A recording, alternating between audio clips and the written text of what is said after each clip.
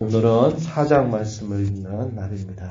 이 민수기 4장의 내용은 레위 자손들, 특별히 성막을 옮기는 일들과 관련해서 이 레위 자손들, 그들의 역할들이 무엇인가, 그리고 그들의 전체적인 수가 얼마나 되는가 하는 내용들을 이 4장에서 소개해 주고 있습니다. 우리가 어제 읽었던 민수기 3장 21절부터 37절 내용에서 레위의 아들들 3명이 있었습니다. 그 3명을 중심으로 해서 감당해야 될 여러 가지 일들을 간략하게 소개를 한 바 있습니다. 그때에는 연령별로 이렇게 소개가 되고 있는데 오늘 우리가 읽어가는 내용에서는 이러한 부분에 대한 좀 더 구체적인 명령이 주어지고요. 또 그것을 기록할 때 연령의 순을 따르지 않고 성소 안에 중요한 지성물을 옮겨가는 자손들, 그리고 중간 부분을 옮겨가는 자손들, 그리고 성막의 나머지 부분을 옮겨가는 자손들, 이러한 성막의 이동 순서들을 따라서 레위 자손들이 정리가 되고 있다라는 것이 약간 다른 부분이 될 겁니다. 그래서 우리가 읽은 이 말씀을 통해서 확인하게 되는 것은 당시 아론과 아론의 아들들, 그들이 성막을 운반하게 될 때 어떠한 일들을 그들이 해야 되는지 그 내용을 소개해주고, 가장 먼저 소개되는 자손들은 고앗 자손들입니다. 이 고앗 자손들은 어떤 역할을 맡고 또 그들이 감당해야 될지, 그리고 이어지는 내용에서는 게르손 자손들과 또 무라리 자손들의 순서로 성막을 운반하는 규정이 주어집니다. 그리고 마지막 부분에서는 이 성막에서 수고하고 봉사할 레위인들의 숫자가 각 자손별로 몇 명씩 되고 총계가 얼마나 되는지 그 내용들을 소개해 줍니다.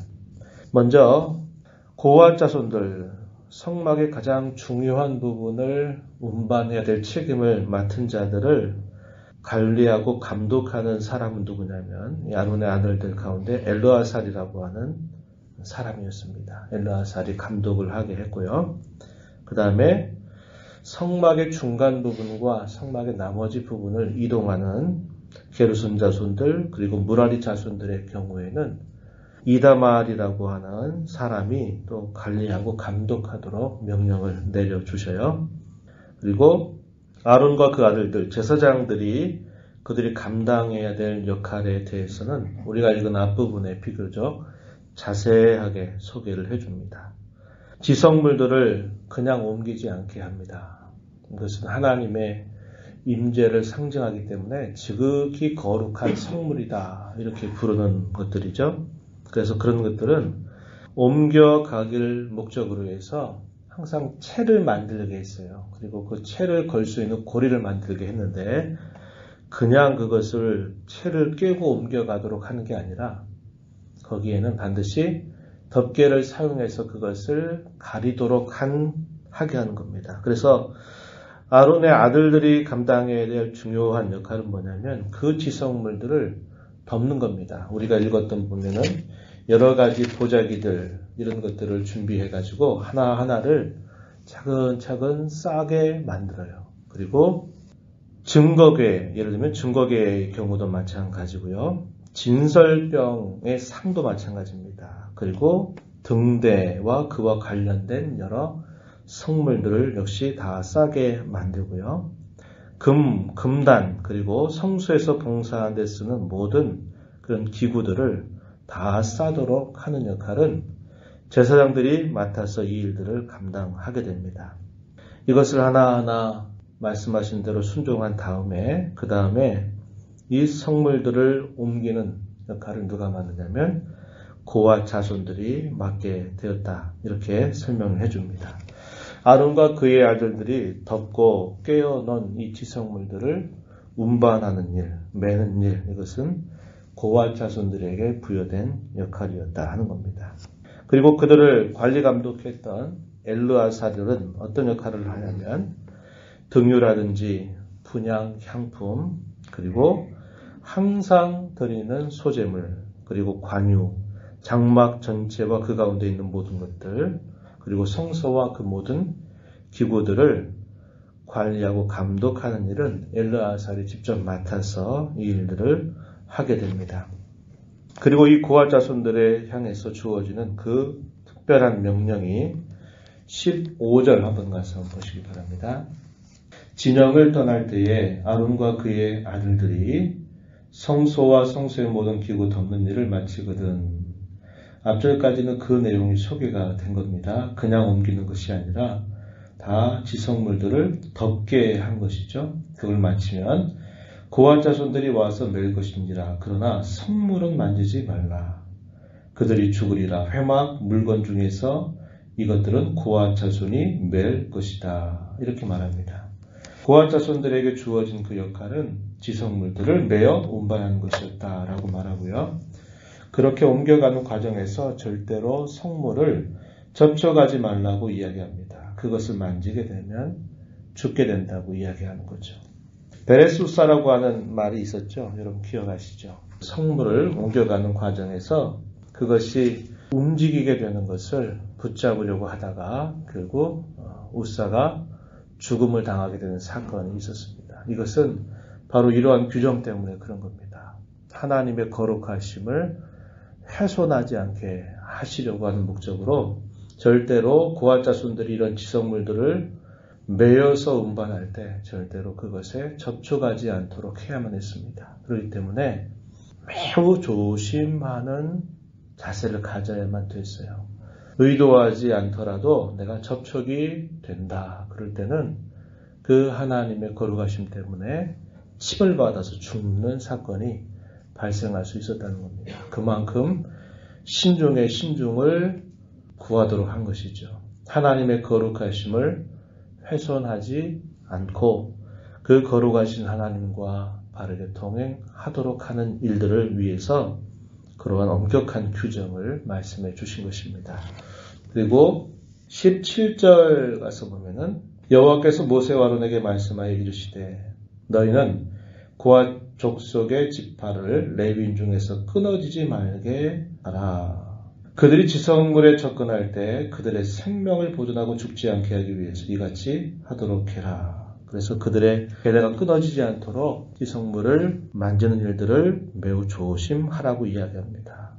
그리고 이하에 주어지는 말씀에 보면 이 아론의 첫 번째 아들이었던 이 게르손 자손들의 역할은 뭔가 21절부터 28절까지 소개할 때는 성막의 중간 부분을 그들이 운반하는 책임을 맡습니다.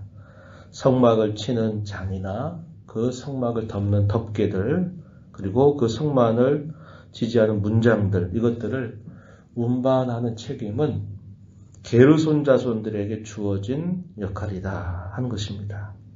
그리고 29절로부터 33절 가서 보면요.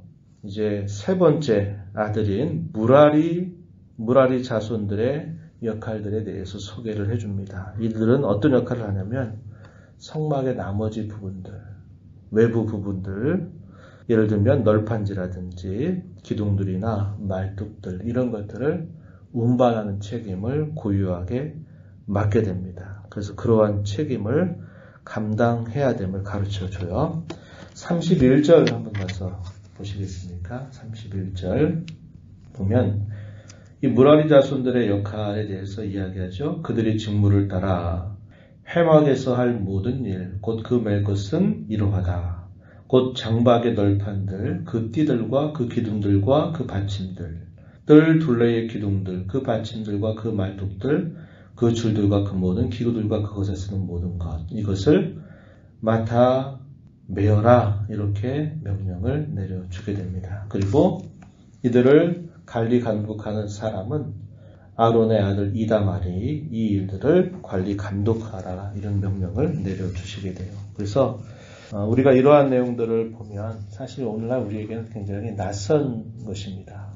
성막이라고 하는 것을 우리가 한 번도 본 적도 없는 데다가 우리가 같이 이렇게 정착 생활을 하고 있는 게 아니라 당시의 이스라엘 백성들은 가나안 땅을 향해서 끊임없이 진군해야만 되는 생활을 계속 해가야만 하는 특별한 상황이었기 때문에 이러한 하나하나의 세부적인 규정들이 주어지게 됨을 우리가 보게 되는 것이죠. 그러하기 때문에 우리에겐 이러한 부분들이 굉장히 낯설다 한 것입니다. 그러나 우리가 이것들을 살펴보면서 하나님이 얼마나 거룩하신 분인가, 그리고 그 하나님이 그 백성들을 앞서가시면서 인도에 가실 때 그 성막을 차렸다가 또 그 성막을 또 치우고 운반하는 이 일들을 얼마나 신중하게 해야만 되는지, 아무나 그런 일들을 감당할 수 없다는 것을 이야기해 주십니다.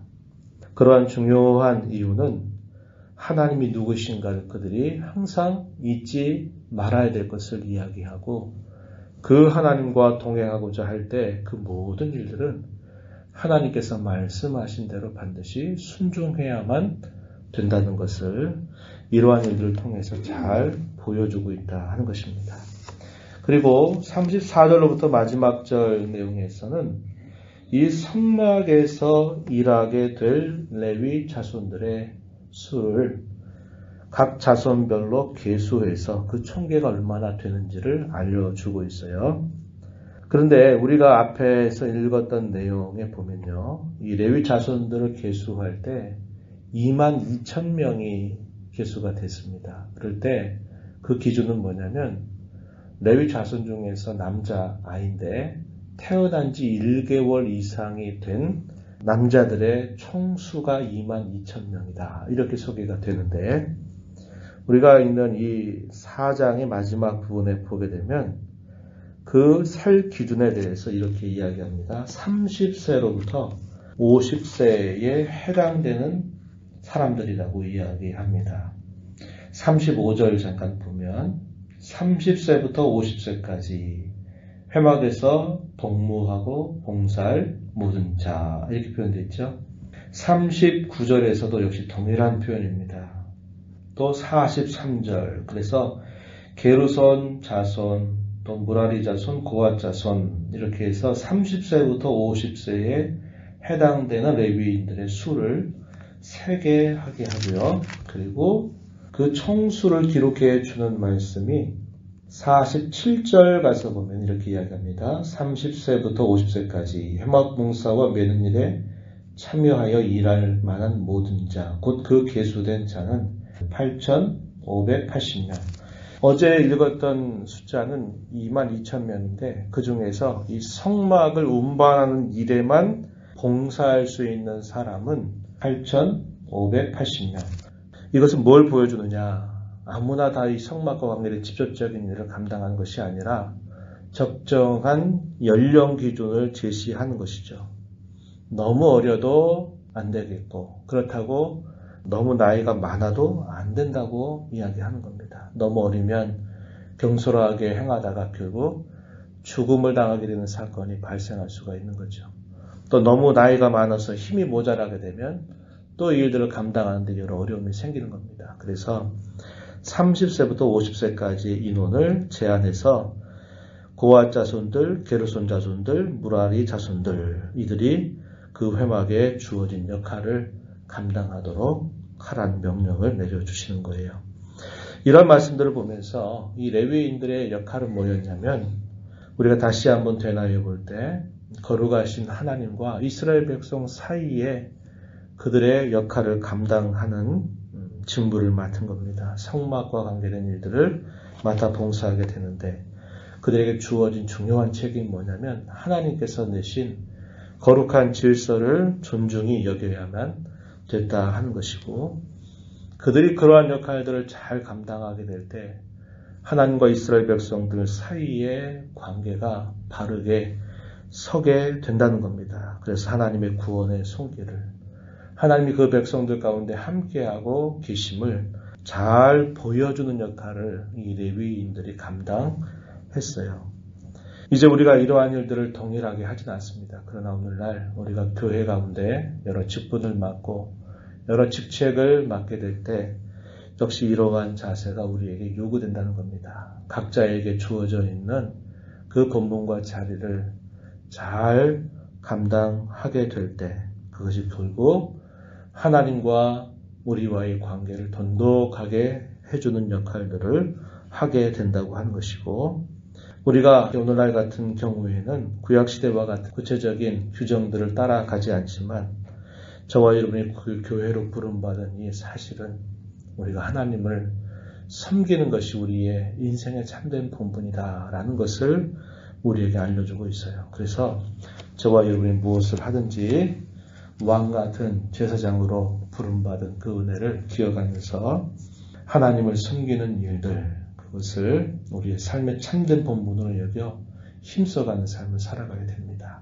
이런 말씀들을 마음에 새긴 자로 힘써 믿음으로 행하는 복된 삶이 되기를 축복합니다. 하나님 아버지 감사합니다. 이 새벽 시간에도 저희들을 불러주셔서 오늘도 주님 앞에 저희들을 세워주시고 생명 주시고 호흡 주신 하나님께 찬양을 드리며 또 이 하루를 살게 하시니 감사드립니다. 구약의 레위인들을 구별하셔서 하나님과 이스라엘 백성 사이에 그들이 성막과 관계된 여러 직무들을 잘 감당하는 일들에 관한 규정을 말씀해 주셨습니다. 그들이 그러한 역할들을 신중하게 잘 감당하게 될 때 하나님과 그 백성 사이의 관계가 바르게 서게 되고 하나님이 그 백성과 언제나 함께 하시는 역사를 잘 드러내게 하셨습니다. 오늘 저희들을 불러서 하나님의 교회에 속한 자가 되게 하시고 부족하지만 교회 가운데 직분이나 여러 직책들을 통해서 감당케 하신 일들 하나님의 마음을 헤아리며 주의 뜻을 따라서 잘 섬겨 봉사하는 저희들의 모습이 되게 하여 주셔서 주님의 교회가 건강하고 바르게 서가도록 은혜를 더해 주시고 세상 가운데 하나님이 함께하고 계심을 잘 보여주는 그러한 힘 있는 교회로 오늘 자라가도록 은혜 베풀어 주시기를 원합니다. 이 시간도 은혜의 보좌 앞에 나와서 간절하게 은혜를 구하는 모든 심령들을 용납하여 주옵소서. 간구의 귀를 기울여 주시며 응답하여 주시옵소서. 예수님 이름으로 간절히 기도하옵나이다. 아멘.